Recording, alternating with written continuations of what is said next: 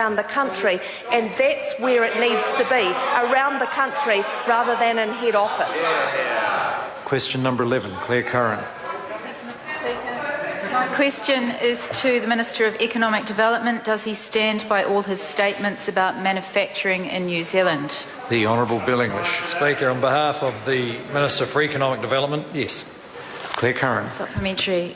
Does he stand by his statement on the 3rd of May 2010 regarding the future of Hillside? Quote, "There will be lots of work for these guys. There's no doubt about that, because they do a lot of things well, and there's a big rolling stock replenishment and replacement exercise that's coming down the pipeline."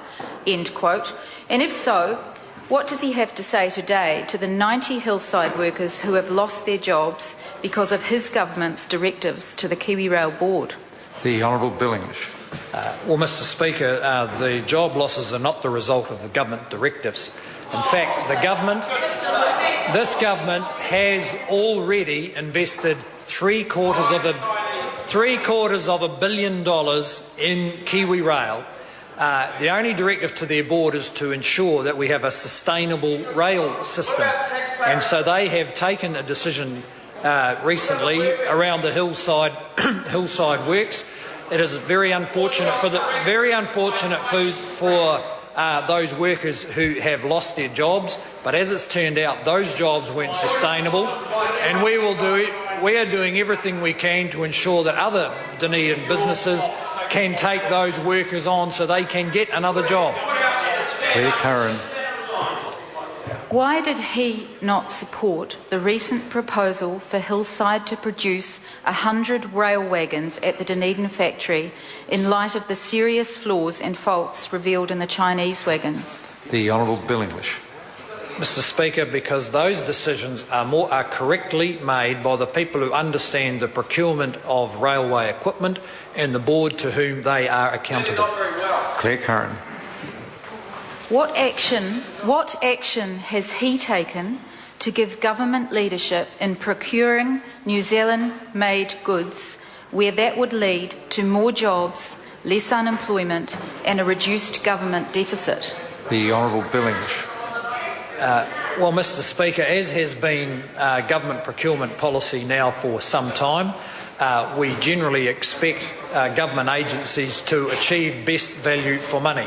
We do expect them to look very carefully, of course, at the local options for achieving that. That's been the policy for some time and remains the policy. As I said, we have invested $750 million into this entity, which is to ensure that we have a sustainable rail system that does continue to employ thousands of people. And Kiwi Rail are doing a competent job of executing a turnaround in that organisation. Mr Speaker. Dr David Clark. Why is the bar set lower for this government to intervene on behalf of casinos and Hollywood than it is for local manufacturers like the Hillside workshops? And is it because the Hillside workers do not have high-paid private lobbyists acting on their behalf? The Honourable Bill English. Mr Speaker, no, that isn't the case. The fact is we subsidise both industries fairly extensively, at the same time as putting $750 million already into Kiwi Rail. In fact, over the last 3 years, we've put $750 million into the screen industry. When you look at all the government subsidies across New Zealand on air, etc. So, in fact, the member is wrong. The government subsidises both industries to about the same level. Point of order, Clare Curran. Mr Speaker, I seek leave to table the document released today by Kiwi Rail titled Hillside Workshops Consultation Document, which outlines how the 90 jobs, nearly 80% of the Hillside Leave is sought to table that document. Is there any objection? There is no objection. Question number 12, Scott.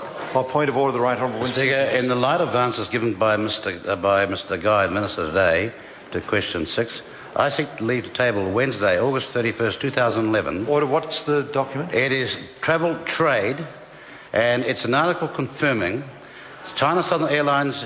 Would the member please tell the House the source of the document? Yes, Travel Trade is a is a magazine exclusively within the industry. I'm giving you the date, Wednesday, 31st of August 2011, confirming Sky City's in conversation with China Southern Airlines and the casinos in talks on making the visa process easier. Leave has sought to table that document. Is there any objection? There's no objection. Question number 12, Scott Simpson.